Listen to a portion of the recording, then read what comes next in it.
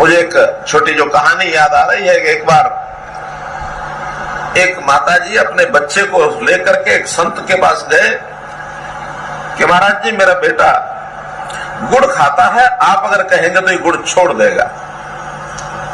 संत महाराज ने कहा कि माई तुम ऐसा करना 7 दिन बाद आना। 7 दिन बाद फिर गई। महाराज ने फिर वही कहा कि हाँ अगले 7 दिन और इंतजार करो। फिर गई। तीसरी बार भी यही कहा कि 7 दिन बाद आना। जब 3 बार 7 दिन के बाद बुलाया तो 21 दिन बाद बच्चे को बुलाया, बेटे गुड़ खाना अच्छी बात नहीं है, गुड़ मत खाया करो। और उस बच्चे ने गुड़ खाना छोड़ दिया। 7 दिन जब माता जी ने देख लिया कि बेटा गुड़ खाना छोड़ गया तो फिर गई। महाराज ये बताइए कि आपने पहले दिन ये कह दिया होता तो बच्चा गुड़ खाना छोड़ देता, आपने 21 दिन इंतजार क्यों करवाया? तो संत महाराज कहते हैं कि भैया जिस दिन आपने कहा उस दिन मैं गुड़ खाता था, मैंने इस 21 दिन के अभ्यास में गुड़ खाना छोड़ दिया है, इसके बाद ही मैंने बच्चे को कहा है, तब जाके प्रभाव हुआ है। तो मेरा कहने का भाव यह है कि योग करने कराने का प्रभाव भी तभी हम दूसरों पर डाल सकते हैं जब स्वयं योग करेंगे। हमारे के लिए प्रेरणा सदैव माननीय मुख्यमंत्री महोदय से मिलती है। आइए एक बार ऊर्जा और सम्मान के साथ भरे कत्तल ध्वनि के साथ निवेदन करें माननीय मुख्यमंत्री हरियाणा श्री मनोहर लाल जी से उनके प्रेरक संबोधन के। योग कर्मसु कौशलम, जैसा आज हमने अपने युवा योगियों से इस प्रदर्शन में योग करते हुए देखा है, सीखा है, वास्तव में एक अद्भुत इस प्रकार की इनकी साधना जो इनके शरीर को, मन को, बुद्धि को, सबको एक किए हुए थी। हमने छोटा एक प्रदर्शन देखा। मैं बहुत मन से इनकी सराहना करता हूं। एक बार जोर से इनके अभिनंदन में तालियां बजाएंगे।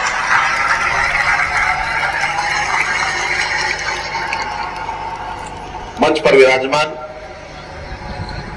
हमारे यहाँ के विधायक द्वय श्री प्रमोद विज जी और श्री महिपाल ढांडा जी, उपस्थित हमारे योग आयोग के अध्यक्ष श्री जयदीप आर्य जी, डॉक्टर साकेत कुमार जी, अन्य सभी, आप सबने मन का एक संकल्प लिया है कि जीवन में योग को कैसे अंगीकार किया जाए। आज योग दिवस है। दुनिया भर में योग दिवस के अवसर पर ये प्रदर्शन के कार्यक्रम चल रहे हैं, लेकिन हम यहां तक सीमित नहीं हैं। योग व्यक्ति के लिए प्रदर्शन का कार्यक्रम ना होकर के बल्कि जीवन में दिनचर्या का हिस्सा बनाने के लिए अपना यह प्रयत्न शुरू हुआ है। 2014 में अपने प्रधानमंत्री जी के प्रयत्नों से और जिस योग विधा को अंतर्राष्ट्रीय स्तर पर मान्यता मिली, इसके पीछे केवल आज की सोच नहीं है, बल्कि हमारा इतिहास, हमारी सदियों से जो परंपराएं हैं कि शरीर को कैसे साध के रखा जाए, मन को कैसे विचारों में उसमें किस प्रकार से सात्विकता आए, बुद्धि हमारी तीक्ष्ण हो, तो इसलिए इन सब क्रियाओं को मिलाकर के जो योग नाम से संज्ञा दी गई है। योग के 8 भाग होते हैं। शरीर का व्यायाम ये केवल उसका एक हिस्सा है। जब आसन करते हैं इसमें ध्यान का भी बहुत बड़ा हिस्सा है। इसमें हम कैसे अपने आप के ऊपर संयम कर सकते हैं। बहुत सी चीजें हमारे जीवन में अंगीकार करने के बाद उसका फल, परिणाम जब आता है तो व्यक्ति सामान्य व्यक्ति से ऊपर उठ करके आशा निराशा के झकझोर से बाहर निकल करके और जीवन में बहुत कुछ प्राप्त कर सकता है। मित्रों, भाई बहनों, हमने इस योग को आगे बढ़ाने के लिए हरियाणा में बहुत से प्रयत्न किए हैं। डायरेक्टर जनरल आयुष साकेत कुमार जी ने हमको बहुत सी बातें बताई हैं। मन में एक विचार आया है कि हम यहीं तक सीमित न रह करके हर व्यक्ति को उसको योग प्रारंभ करने के लिए प्रेरित करें। सबसे पहले तो मैं आपसे आग्रह करूंगा कि हम लोग प्रतिदिन योग करें, और मैं इसलिए कह रहा हूं कि मेरे अपने जीवन का ये हिस्सा बना हुआ है।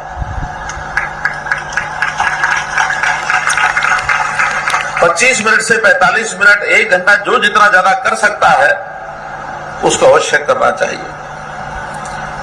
मुझे एक छोटी जो कहानी याद आ रही है कि एक बार एक माताजी अपने बच्चे को लेकर के एक संत के पास गए कि महाराज जी, मेरा बेटा गुड़ खाता है, आप अगर कहेंगे तो ये गुड़ छोड़ देगा।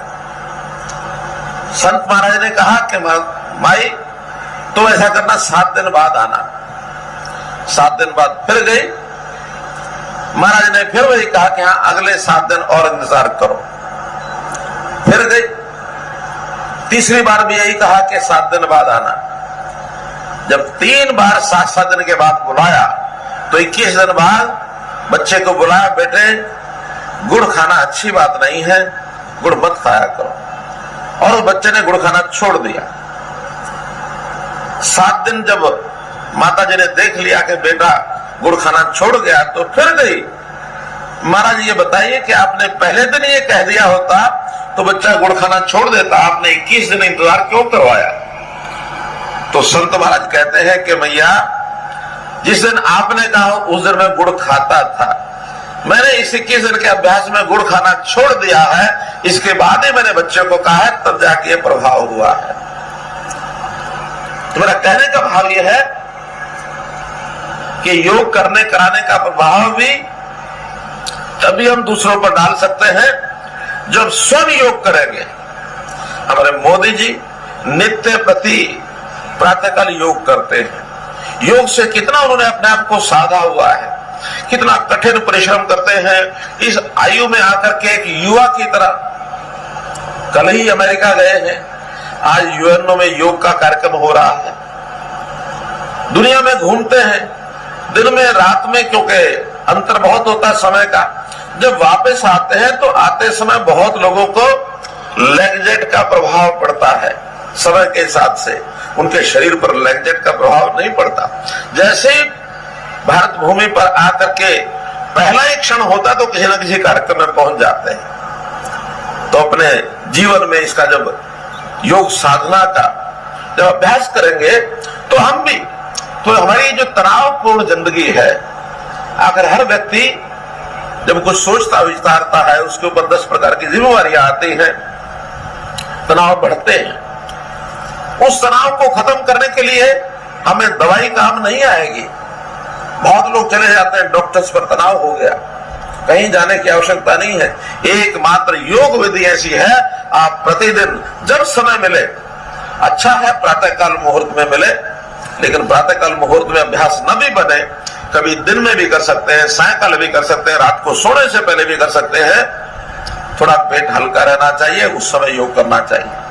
खाते ही एकदम योग न करें, क्योंकि इसमें जो व्यायाम है, जो हमारा ये जो आसन है, ये प्रभावी ढंग से नहीं हो सकते हैं। तो मैं तो आपसे ये निवेदन करूंगा कि हरियाणा में बच्चा हो, बूढ़ा हो, पुरुष हो, महिला हो, नौजवान हो, कोई कर्मचारी हो, किसान हो, मजदूर हो, शरीर तो सबको स्वस्थ चाहिए। क्योंकि एक बार शरीर अस्वस्थ हो गया तो शरीर की क्षीणता हमारे काम में भी प्रभाव डालती है।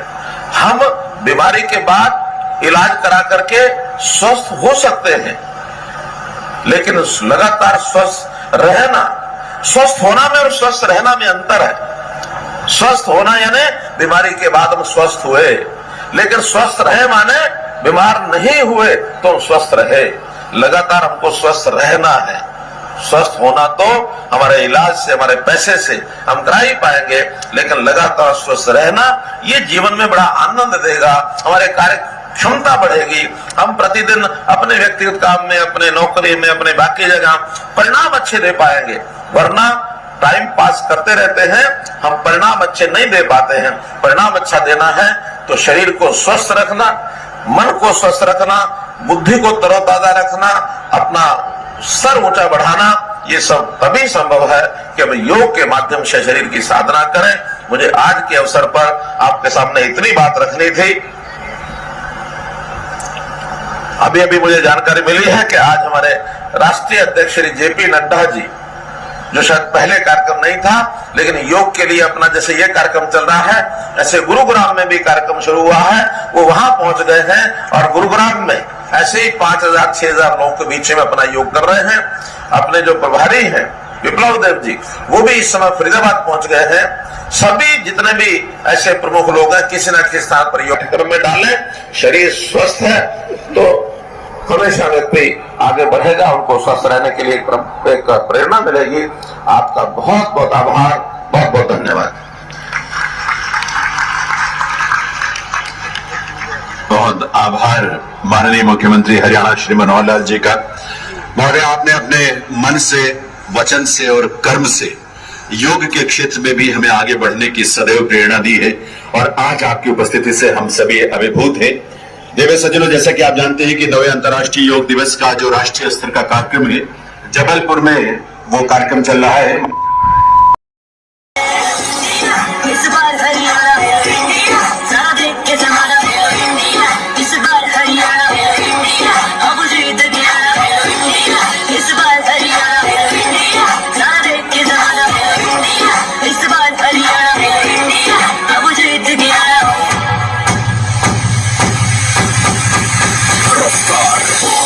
मेरा राम राम सारे खेल वाले मित्र मेरे सारे गाँव मारे। इस मिट्टी में खास बड़ी बात ये बेले जन्म बस बड़े नाम मारे। सारे एथलीट हैं, सारे बड़े हीट हैं, सबकी आंखों में इंडिया की जीत है। इंडिया को आगे लेके जाना तेरा काम है और इंडिया का नाम है तो तभी तेरा नाम है। ये मिट्टी मेरी मौत सर माथे में, खेल बरसातों में न छुपना दिखाते हुए, कभी इसे मिटने ना देना है। नाम हरियाणा लिखा जीत वाले खाते। इस बार हरियाणा सारा देख के जमाना, इस बार हरियाणा अब जीत गया। इस बार हरियाणा सारा देख के जमाना, इस बार हरियाणा अब जीत गया। फल खुशी को मिलता है जो बीज होता है, धाकड़ मिट्टी का घूम धाकड़ ही होता है।